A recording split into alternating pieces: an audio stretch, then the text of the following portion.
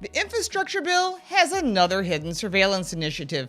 Pete Buttigieg, Secretary of the Department of Transportation, known as the DOT, is using the infrastructure spending plan to promote speed cameras nationwide.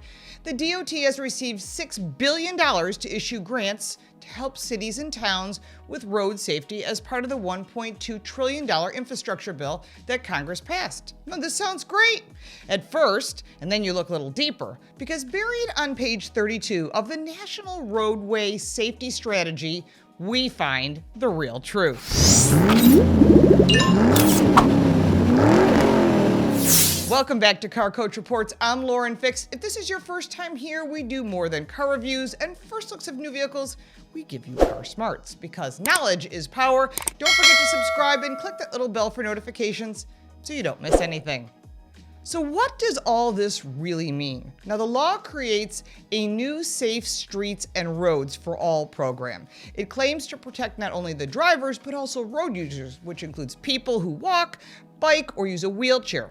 Buttigieg has also said that the strategy represents a comprehensive plan to significantly reduce injuries and deaths for American roadways. That sounds great for everyone. Who wants roadway deaths? Nobody does.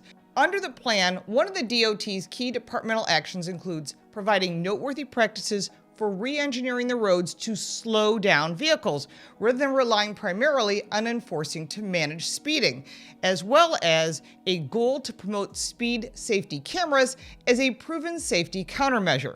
Buried on page 32 of the National Roadway Safety Strategy, on items number 2 and 3, you can look it up yourself, the key departmental actions to enable safer speeds. Number 2 reads, develop and improve the information available for setting speed limits through the proven safety countermeasures in the Manual of Uniform Traffic Control Devices, providing a range of methodologies depending on the context of the roadway.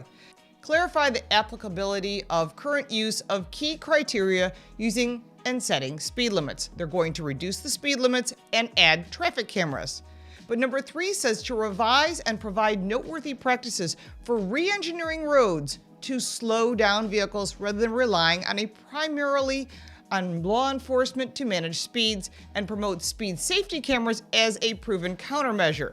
What they're really talking about here is road diets. That means taking a 4-lane road and making it a 2-lane road with a center turn lane and bike lanes. That makes traffic congestion. Yes, it may slow people down. It also frustrates them, but there's a certain quantity of traffic that flows and that will just back everything up, and that makes it not safe either. But in Texas, several years ago, the owner of a car would get a ticket from one of these speed cameras. No proof of who was driving. That was not required. But if you didn't pay the bill, then you couldn't register your car. And that has now been outlawed. Here's the bottom line. I'm not suggesting that speeding, lack of paying attention while driving, or poor driving skills are a good thing, because they're not. There are better solutions that don't take your tax dollars. The UK and Germany has traffic cameras in city centers, but there's been a lot of pushback, including here in the States where you're using it in some cities. But now, is this really about speeding? Isn't it really about surveillance cameras to track all drivers?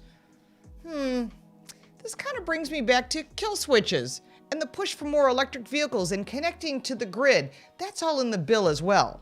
Now, safety is great as long as the government is in charge. I guess that's how they're looking at things. Let's not fix aging bridges and roadways. Instead, let's generate more revenue for the government. Watch where this goes. Every day you're going to be tracked. And what are they going to do with that data? Potentially sell it. Here is a way to make the roads safer and not necessarily use your tax dollars. Start by retesting every driver every 10 years. It brings in revenues. It helps bad drivers become better drivers. And it creates more jobs. And best of all, reduces traffic deaths and reduces your insurance rate. Now that makes more sense.